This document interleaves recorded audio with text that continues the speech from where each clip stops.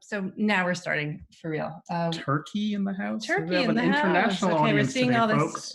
We're seeing all this on in Zoom, of course. So you can't see that on Facebook. But I'm Melissa Giroux. I am a multiracial, she, her, hers, mother of two. I'm Black and white, and I'm And a I'm co-founder of EmbraceRace. Andrew Grant Thomas. Identifies Black or African American, he, him.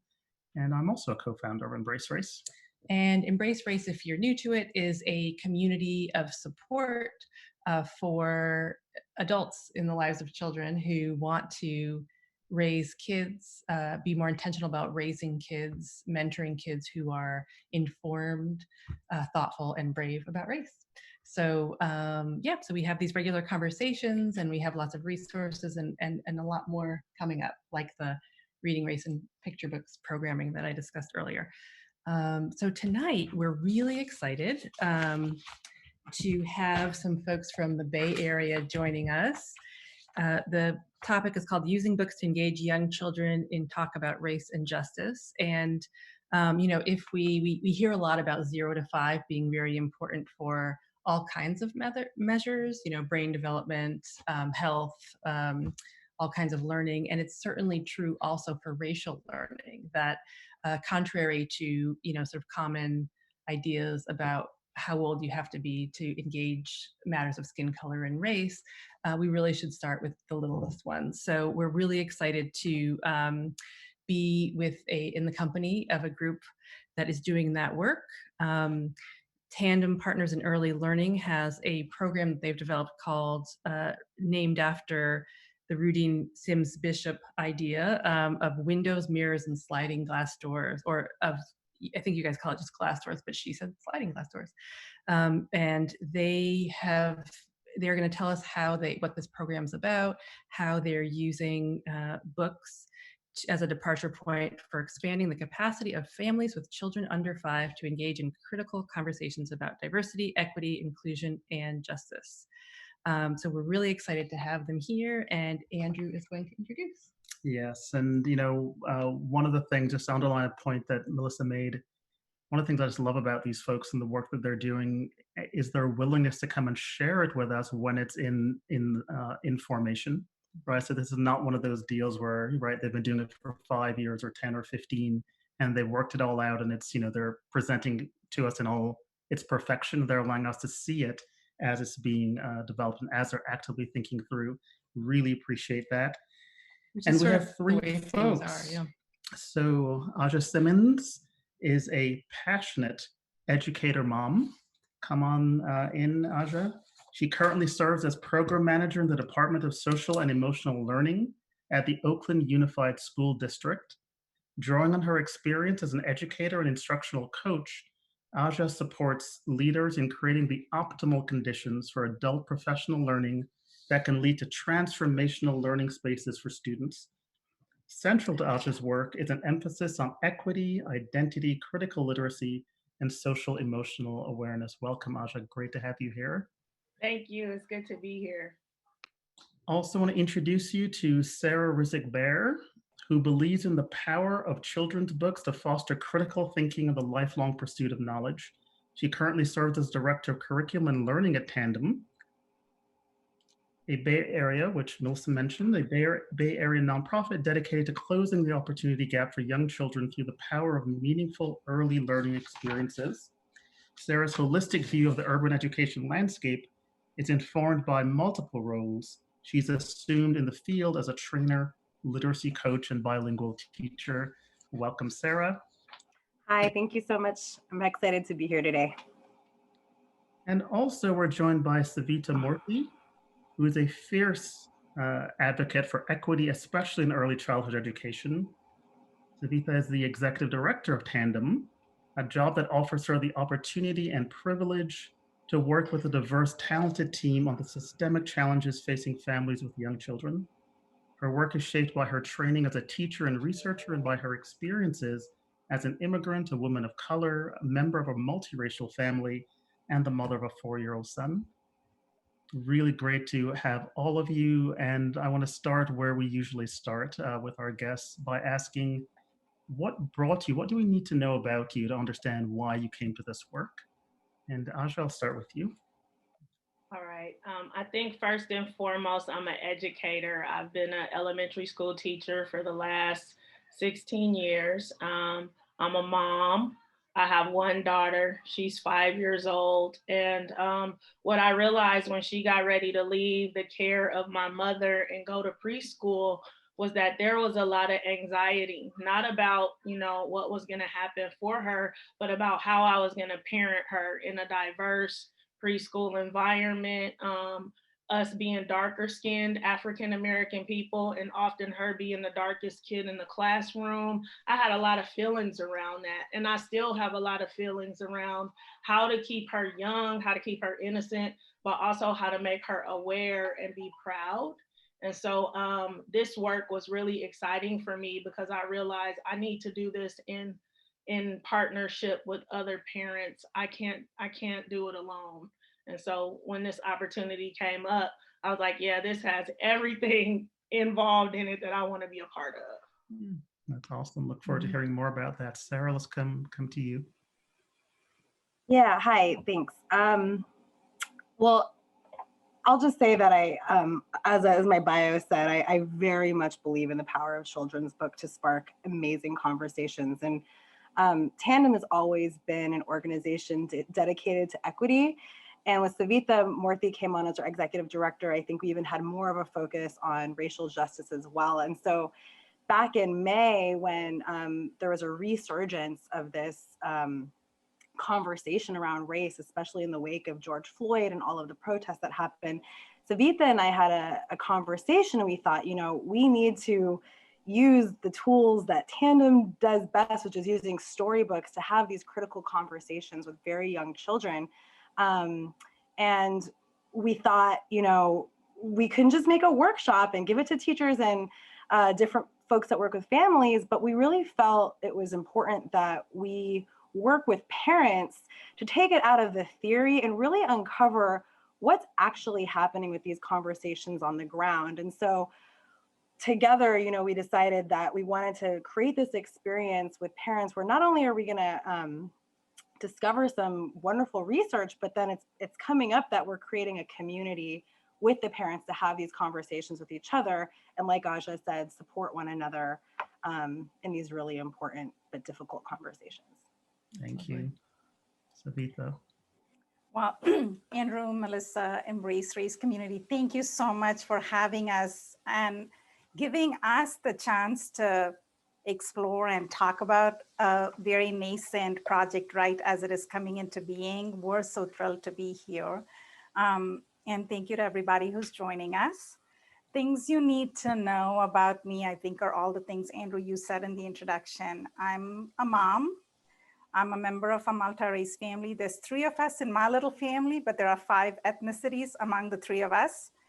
I'm also a person of color. I'm the non-Black person of color, raising a Black son. And so I feel the importance of standing beside him as his ally and as his parent as he navigates the world, so we can navigate the world together. I feel like, there's my role in stewarding some of the experiences that he's going to have is critical.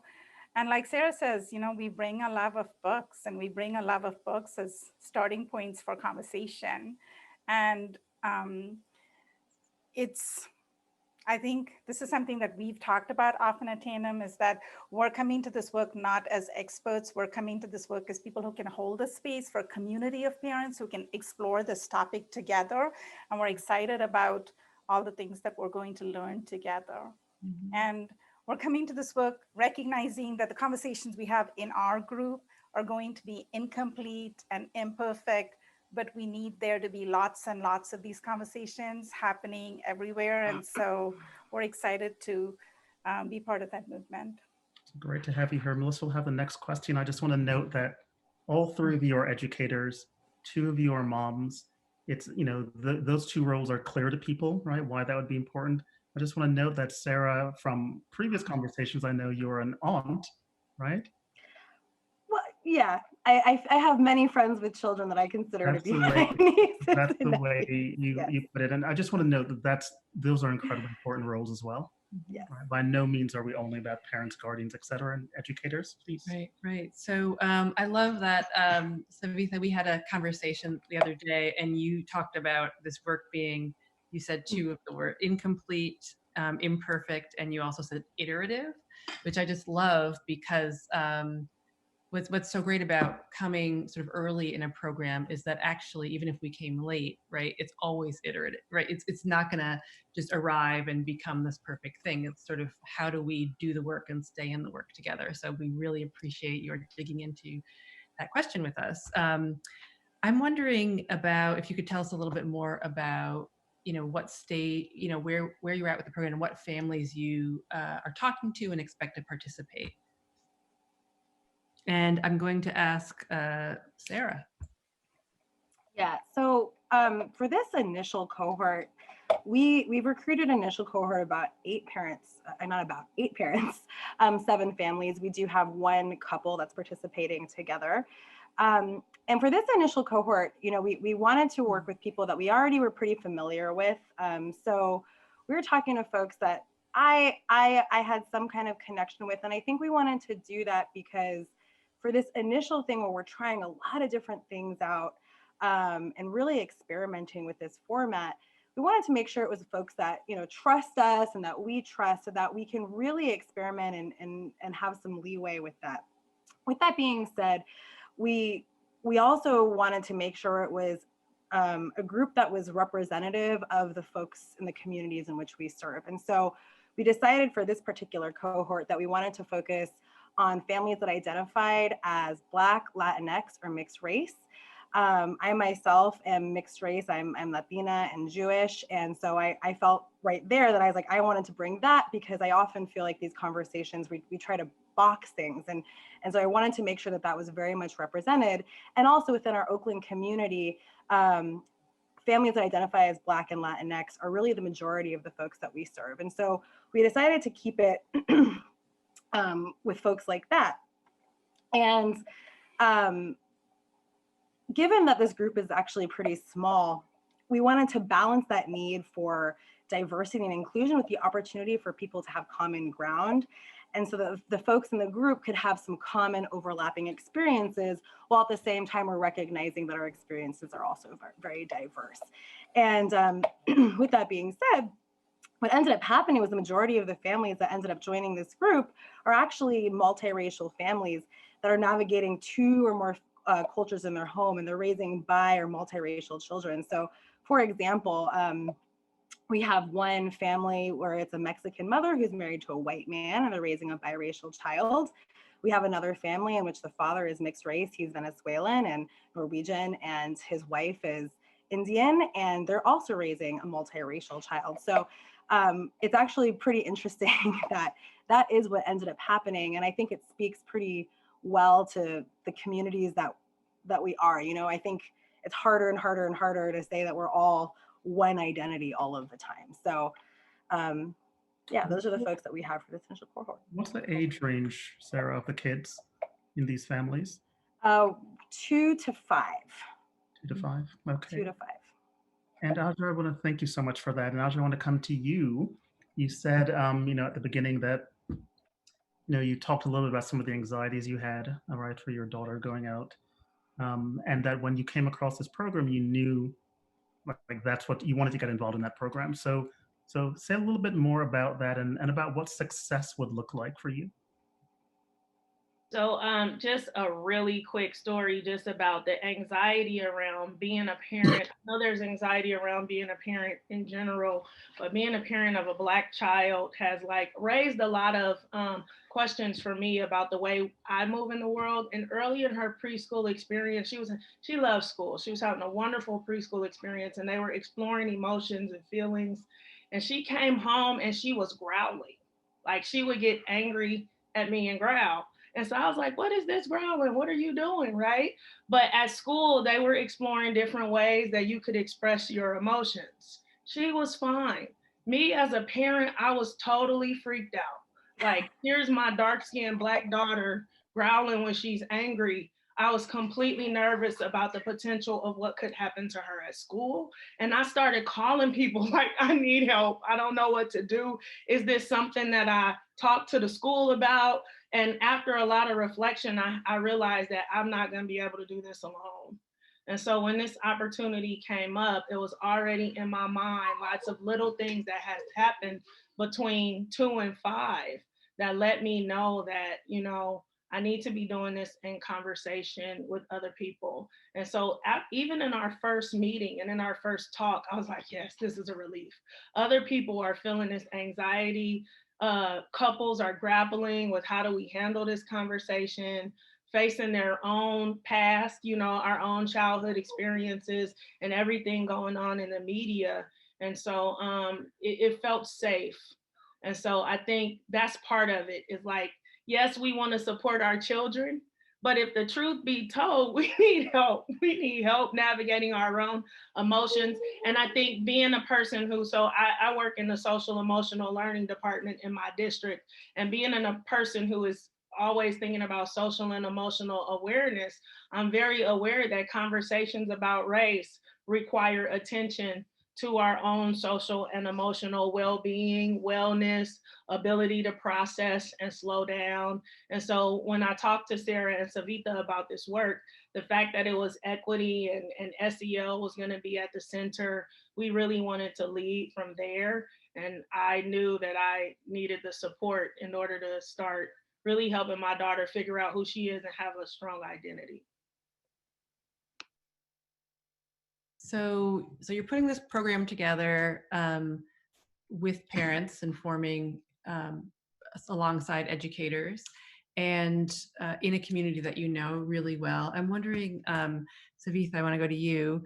How you do that? How you're doing that? What's the process?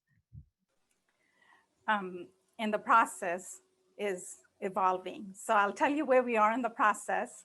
And I'll tell you a little bit more. Sara spoke about this, like our kind of origin story, if you will. And where this project was born, it was born out of us, Tandem as an organization, wanting to respond to the anti-Black racism that we were seeing in the United States that came from the murders of George Floyd and Breonna Taylor. And so as an organization, we asked ourselves, like, how do we do this work? How do we take on the challenge of systemic racism? And how do we do that in a mission-aligned way? And how do we integrate this anti-racist stance explicitly into all of our programming? So that, you know, so it's not, I mean, it's important, like many organizations, we have a statement of solidarity with the Black families and the Black communities that we work with. But in addition to that, we wanted to think about how to integrate that very meaningfully and completely into the work that we do, into the day-to-day work that we do. So at Tandem, there are a few sort of like big pillars of our work. One pillar is our framework, the Rudine Sims Bishop framework of talking about books as mirrors and windows and sliding glass doors, so books that reflect our lived experiences, books where we can learn about the lived experiences of other children, other families, and then books that sort of reflect our lived experiences, and then we can get there in our imagination, if not in our reality. So that's one of our pillars. Another pillar is our book collection.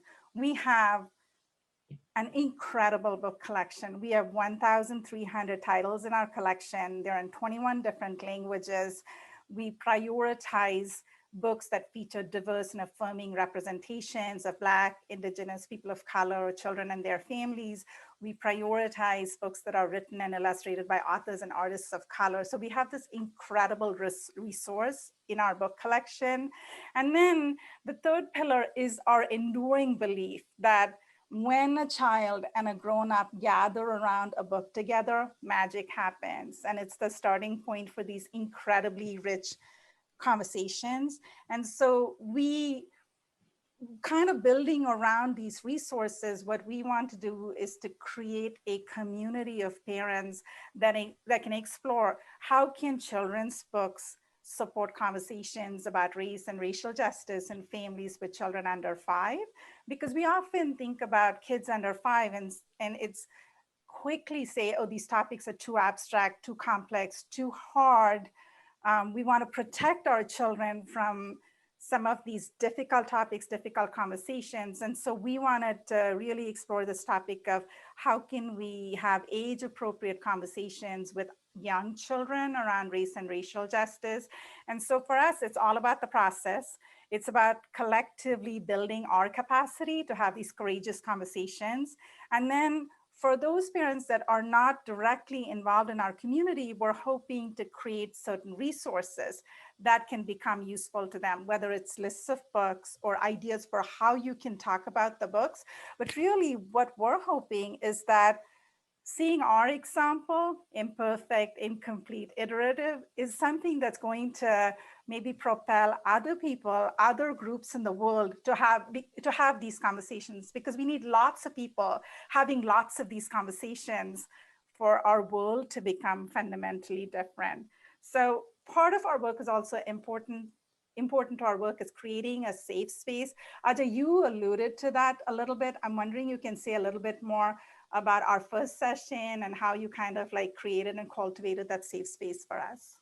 So I want to just stop for a second and just say that we're getting a lot of requests in the chat for your books, your book list. And so we're hoping that you can share some of those resources with us after this. But I also just wondered, we also get a lot of requests at EmbraceRace for like, what's the curriculum on the shelf, you know, that I can buy for 5 and under or for 5 to 8 or whatever it is. And, you know, so I want to ask you, why didn't you go by, you know, was there a curriculum you could find that would do this perfectly, or why do it so organically? Because I think we really wanted to center the expertise of parents. I just spoke about this a little bit, and I feel this as a parent that, you know, parenting is one of those places where it's easy to get quickly isolated. It's easy to feel inadequate. And it's, you know, unfortunately easy to feel that you're failing. But the truth is, as parents, we are the experts of what is going to work for our children and for our families.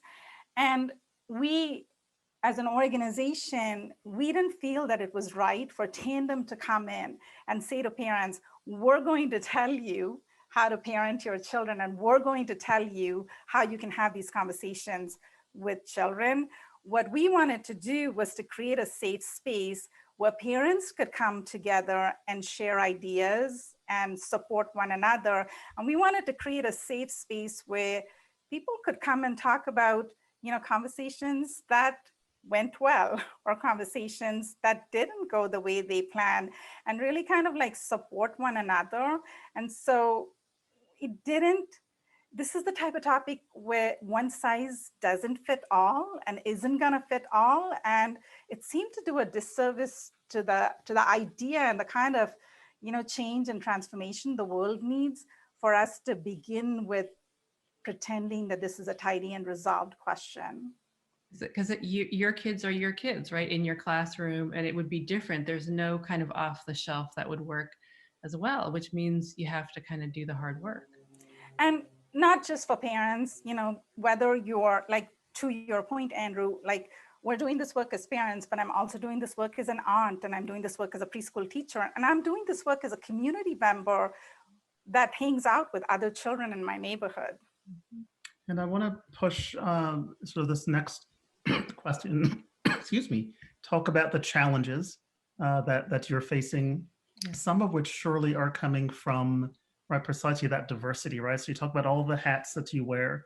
Yeah, we have a lot of questions that came in during registration. Some of them speak to exactly this, right? It's one thing to be a parent, right, at home, engaging your own child one-on-one, where you pretty much can do what you want to do, right?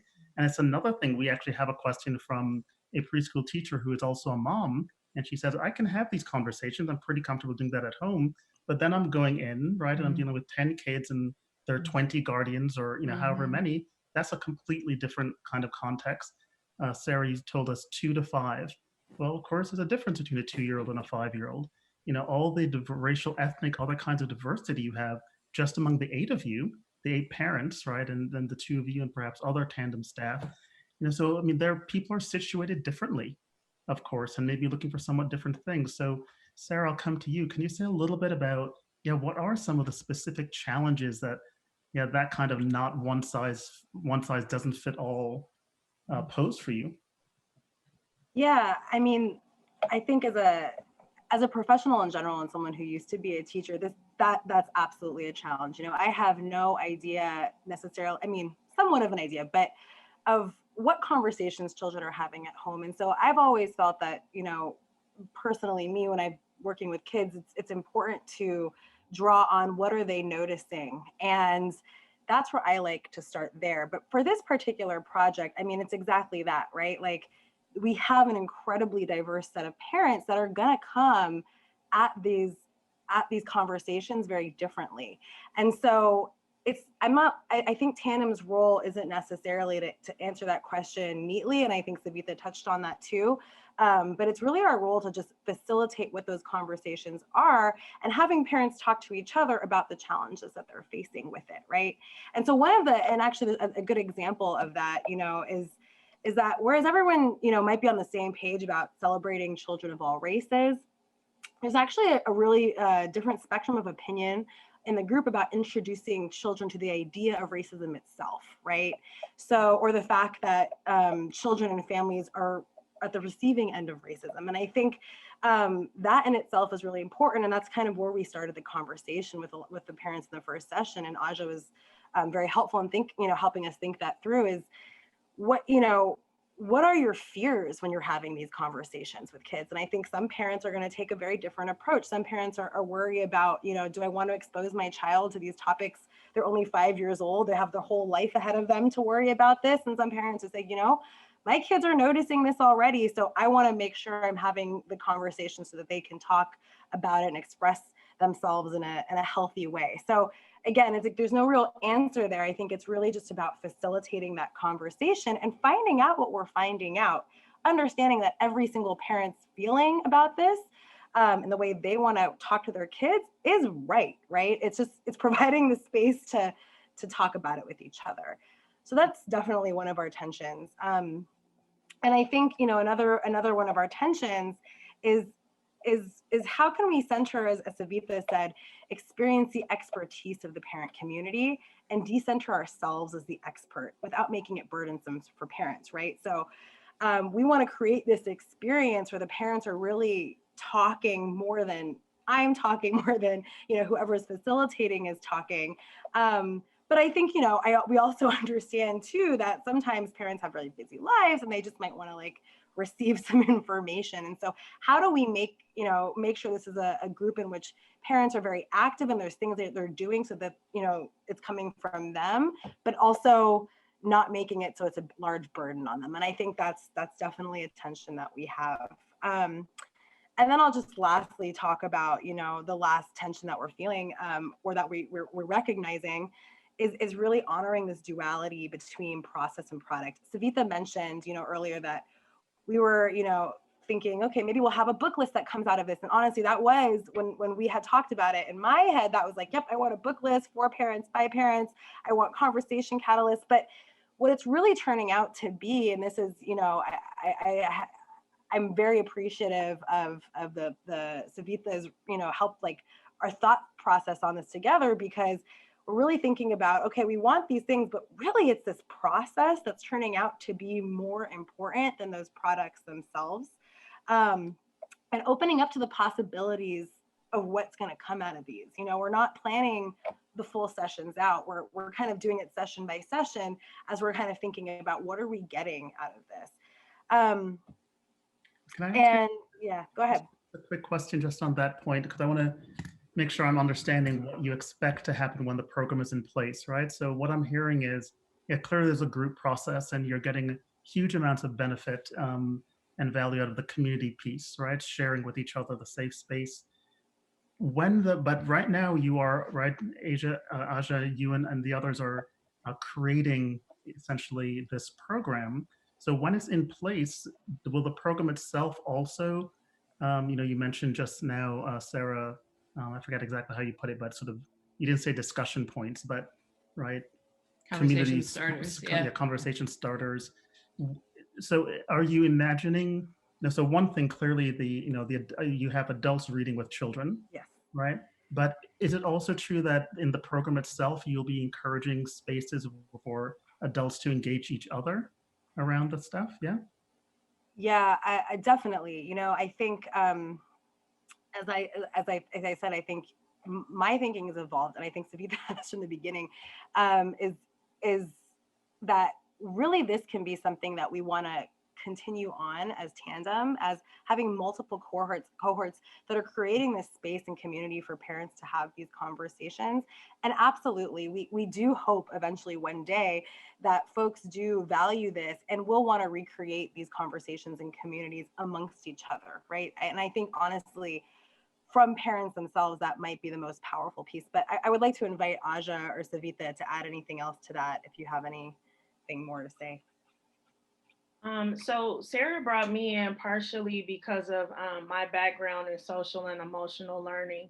So when we were thinking through this first group and bringing people together, the first thing I thought was, as a parent, I have fears. Identity is a thing. We need to get into deep community if we're going to really talk about what comes up for us as we process books, a diverse body of books, and how we're engaging our children. And if you know anything about young children, they'll say anything. So, like, how do we even not feel shame when we want to bring up something that one of our children said in response to something that we read to them?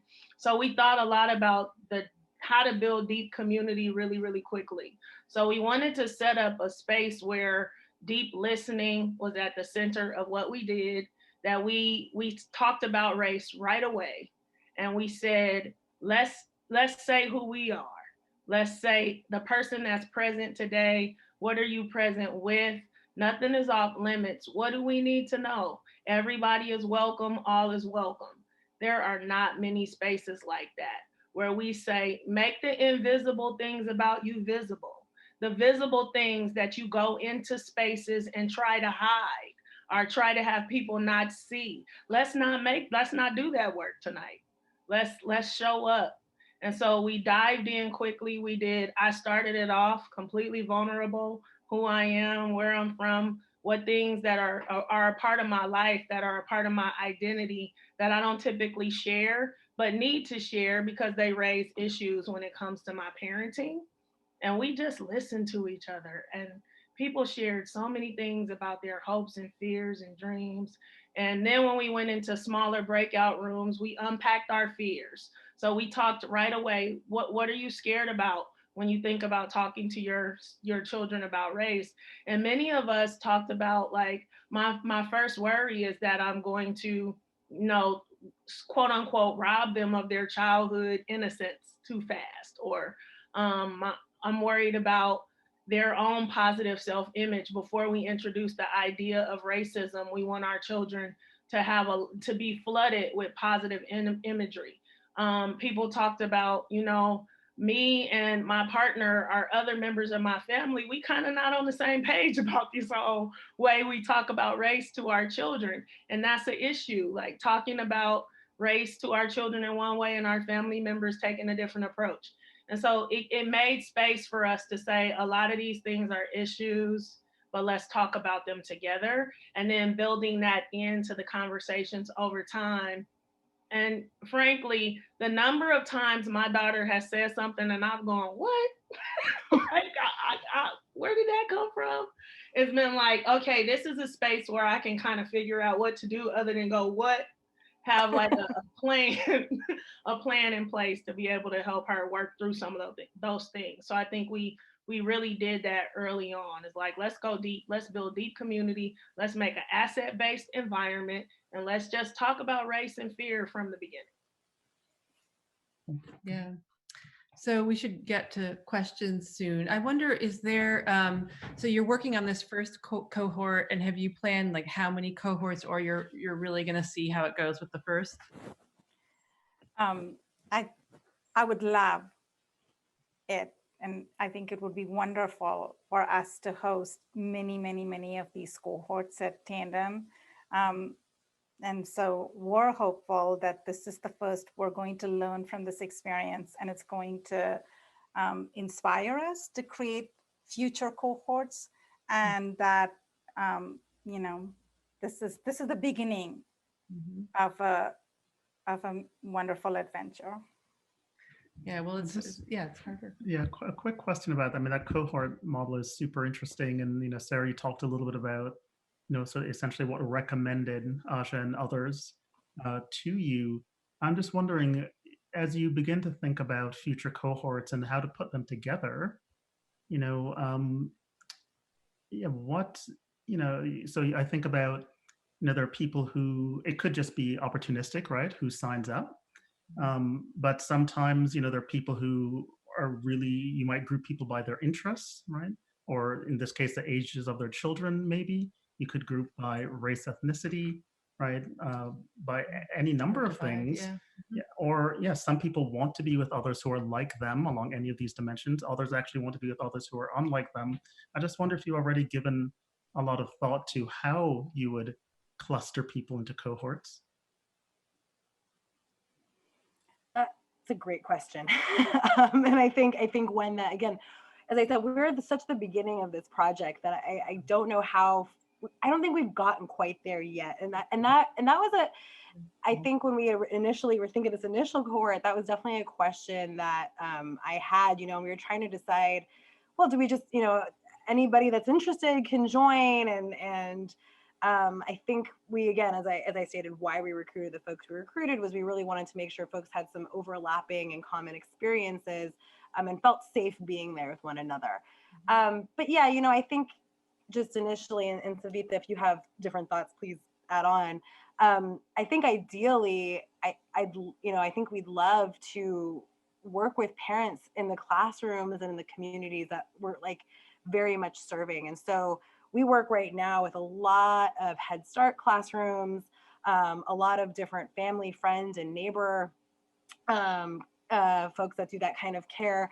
And so, I would love to hope this could expand and see if we can get those groups. Now, how they will be put together, I think that is definitely a question that we still have. So there are a couple of things that I think are really important as we consider future cohorts or bringing together future communities of parents in this way.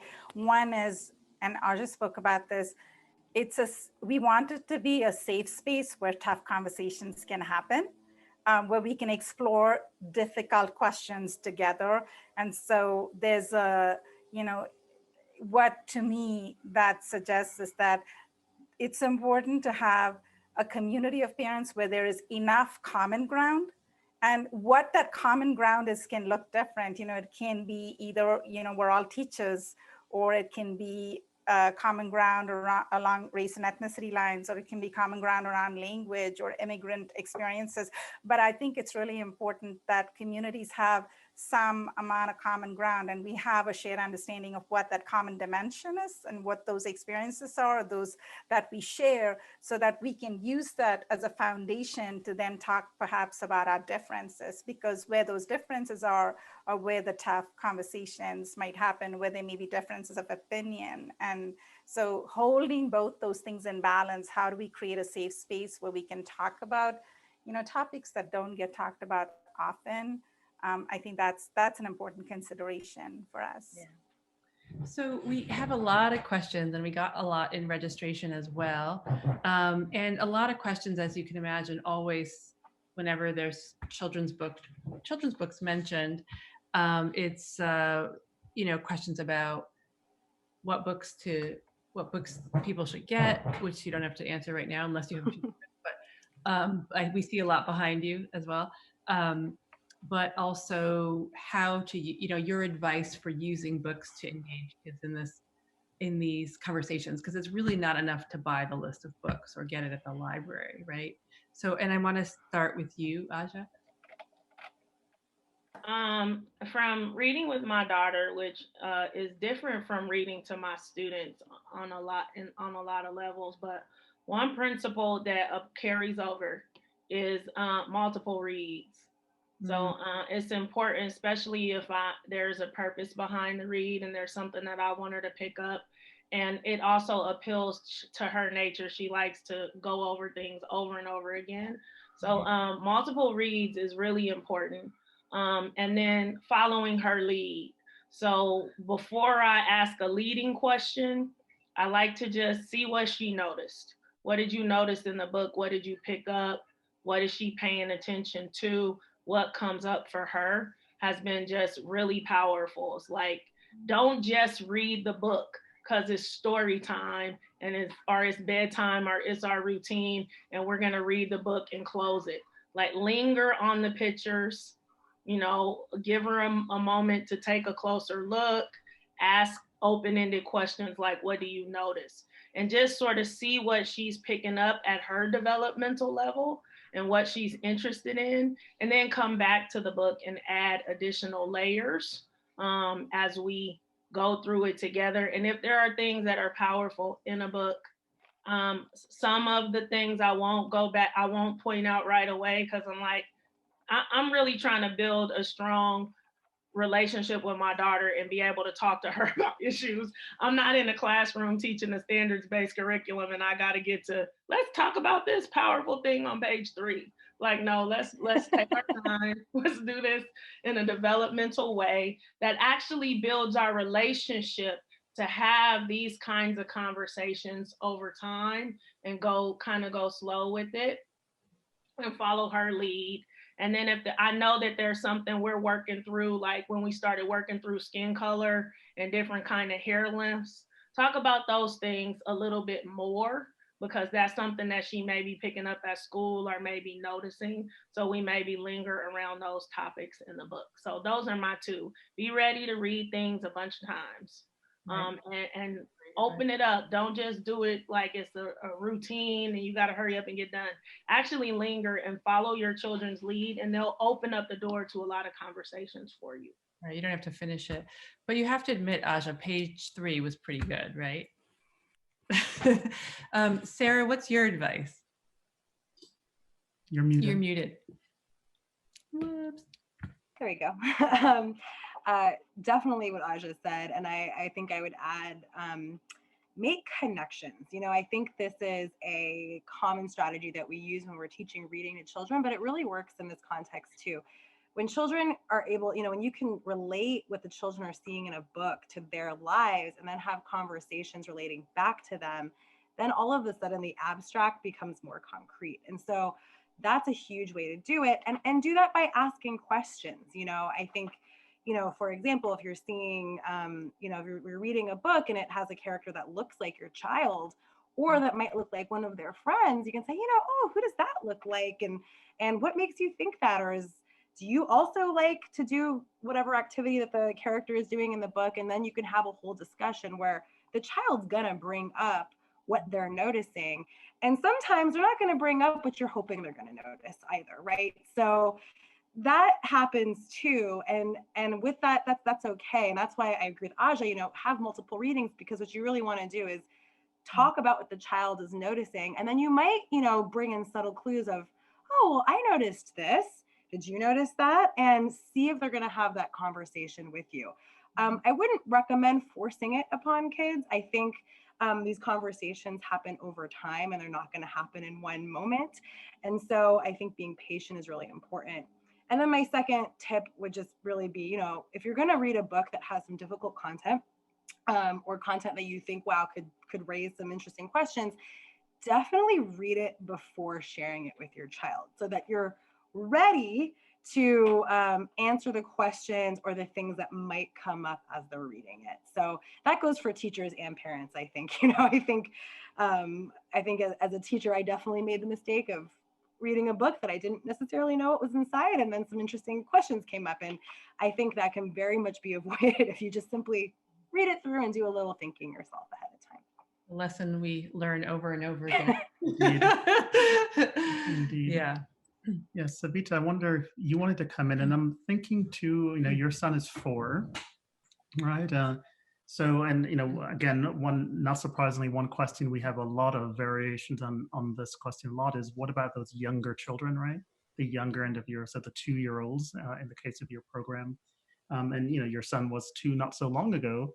How has it moved, the kind of reads that you do with him over these last couple of years?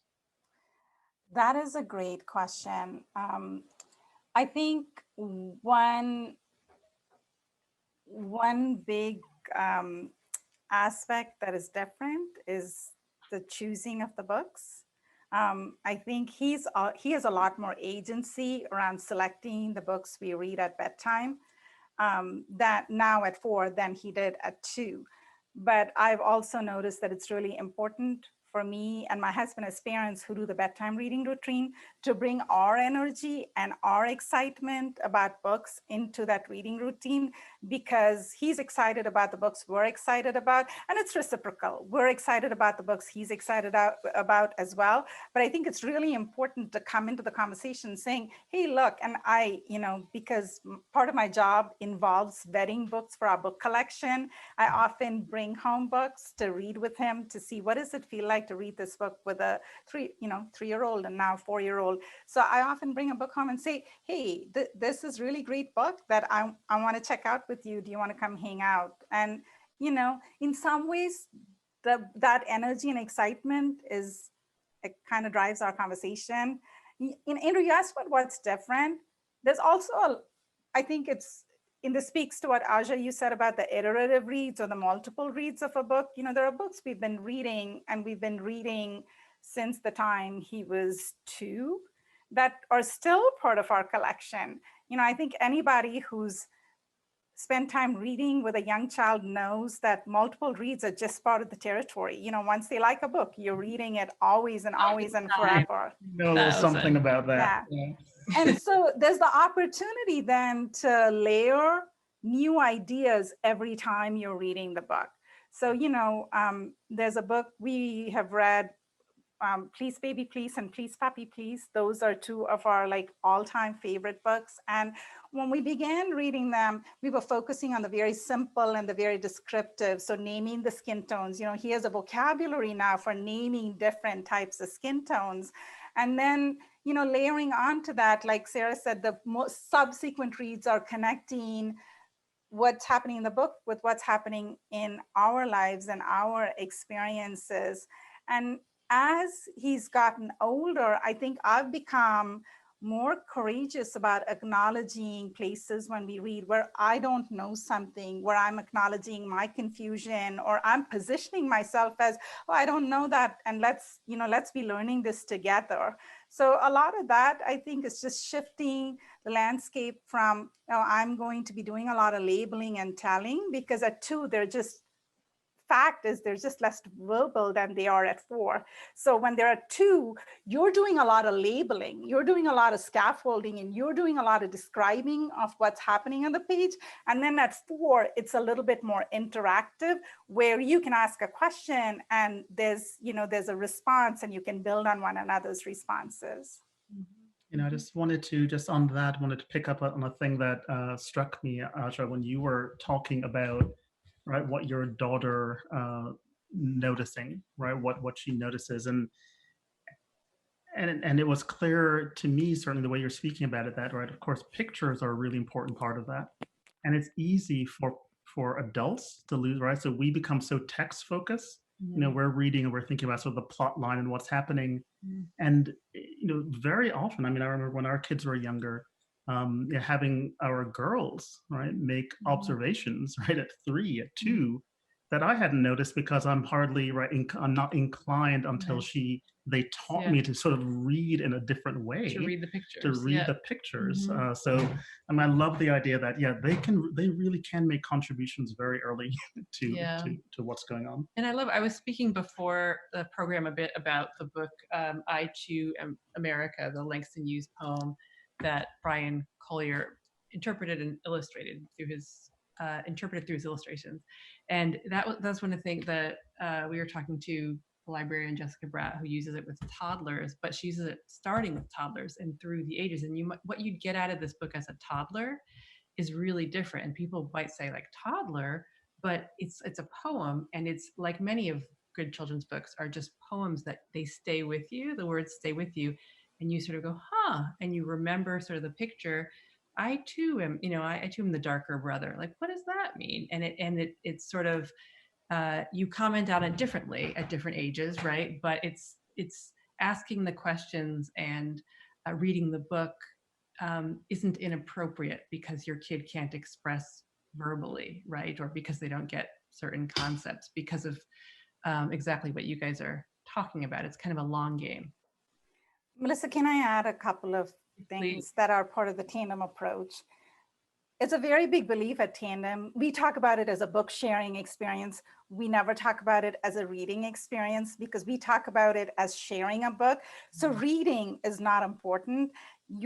It's really the opportunity for an adult, for a grown-up and a child to gather around a book and make of that experience whatever they will. So often, like it is, we encourage our family members who are reading with their children to, ignore the words altogether and just talk about the books and talk about what they're seeing in the books. So I think that's a very important thing to keep in mind. And the other thing is just as parents, I think, and as people who read with children, it's easy to think about interactive reading or think about serve and return interactions where you're offering something and the child gives you something in return, to think about those as verbal interactions. But at 2, they're not verbal. So it's important to still have that interactivity with a child, but think about what would a nonverbal response from the child look like. It can mean pointing. Sometimes when my son was little, I would say, hey, there's a little boy on this page who reminds me a lot of you. Can you point to him? And he would point. And sometimes I would ask yes or no questions, so, he could either nod or shake his head or offer like 1 or 2 words in response. So I think it's important to think of interactivity, not always as verbal interactivity, but building that connection with the child. Mm-hmm. Can I just add one thing too, really briefly? Yeah.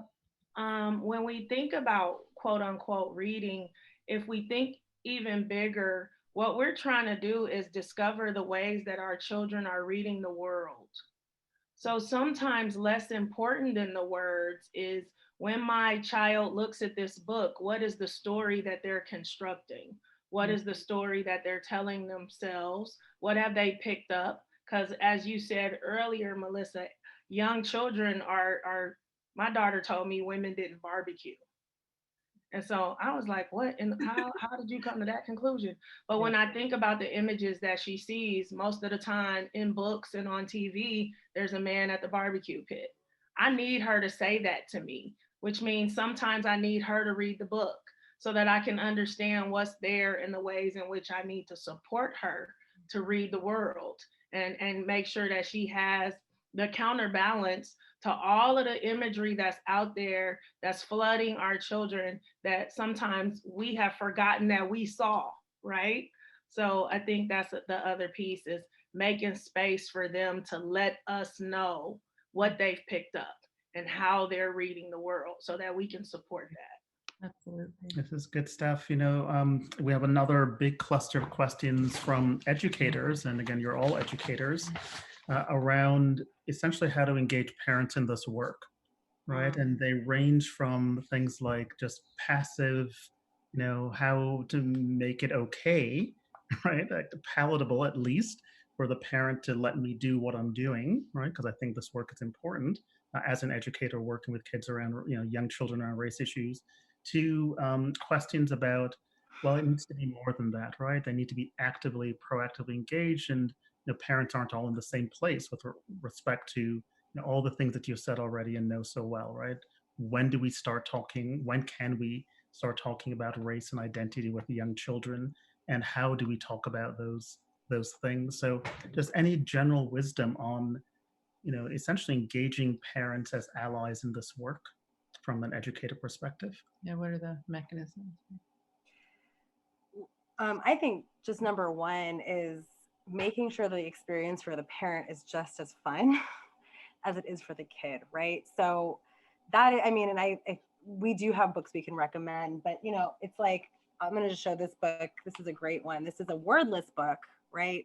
And it features, it's beautiful. It features a young girl of color, and there's no words in this book, but it's super fun because there's 2 layers to it. Parent doesn't have to read it, The kid's going to explore it, but the parent's going to get all sorts of fun things happening. And I just always tell parents, like, have fun with your child, follow what they're interested in.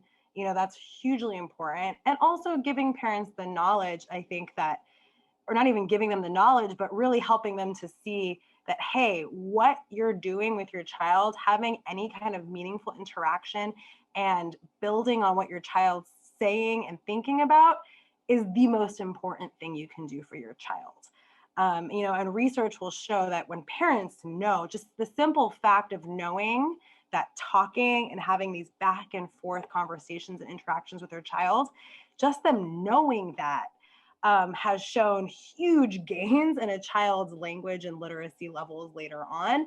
And with that being said, also their ability to talk about race and identity and difference. And they're never going to be able to talk about that unless they start in a very safe space with you. So that would be my tip and recommendation for that. And Andrew, in a conversation a few days ago, you talked about building joy. And I think it's very important for these to be joyful experiences, and for us as a community to think about joy as an act of resistance. Absolutely. Absolutely, yeah. Yeah. So there are several questions about, you know, when you're working with, or when your own child is scared, you know, and is having really racially traumatic experiences, and how you deal with that in the classroom, or how you plan to deal with it with your parents. There's a parent who says, how do I make my young son feel safe walking down the street? There's someone, a teacher, who asks, how do we make sure that we don't induce trauma?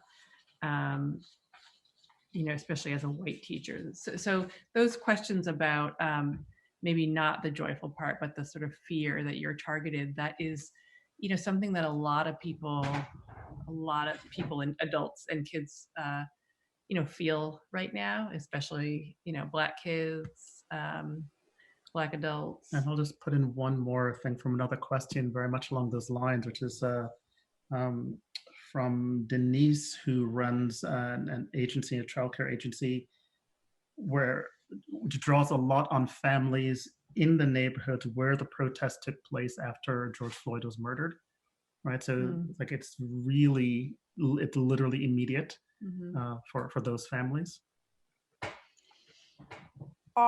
I can tell you what we have in our curriculum. We also have a curriculum around trauma and trauma-informed practices for families and educators. And there are two important concepts in our trauma curriculum. We talk about emotion coaching and emotion support. And we talk about recognizing recognizing the emotions of your child, and recognizing when emotion support, which is validating the emotions, providing them with physical strategies for lowering their affective filters, things like belly breathing. You know, you can lay down on the floor and put, like we practice with educators where you lay down on the floor and put a stuffed animal on your belly, and your animal rises and falls. And so we have a variety of strategies for doing that kind of, like, just bringing down the emotional impact at the moment and lowering the affective filters. And then we talk about emotion coaching, which is identifying strategies that you can use that help you kind of counter those emotions, whether it's remembering, you know, a joyful experience that you had in that same neighborhood where, you know, we took a walk with a parent or an uncle, that, so really kind of replacing negative experiences with more positive experiences, or providing the child that repertoire of strategies they can draw from themselves to kind of lower their affective filter. So those are a couple of the ways we talk about it in our work. We're also very careful about our book lists, and when we put out book lists, we either avoid or we identify books that parents might want to preview and not introduce to children in case they contain triggering topics. You know, we have 1 minute, and I always caution us both against doing this, but there's one more I'm going to try to squeeze in. So unfortunately, you'd have to keep it short. But what I'm thinking is I can imagine folks listening, right, and thinking, especially when you talked about the community building, right, that clearly there is a lot, and Aija, you spoke so well about, right, race and the feelings around race, and it's a multiracial group of people, and right, they're bringing their stuff, and you're encouraging folks to share that, even from the very beginning. And then, right, so there's a community piece, and then there's a sort of skills, right, resources, books, etc. piece. And I could imagine someone saying, well, gosh, so much of what I've heard on the latter front, right, around the skills and the books and the how to engage, is really just really good practice around book sharing in general, right, as opposed to book sharing in the context of racial learning in particular. And I just wonder if you have just any thoughts to the people who are wondering, okay, but I want to talk to my 3-year-old about race and racial justice. Again, you said a lot here, but if you want to say one thing in closing.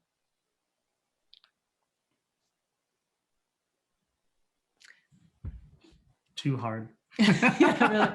Yeah. Well, here's no, it's all good. It's hard to say one thing. Go ahead. It's hard to say one thing and to squeeze it in without a minute.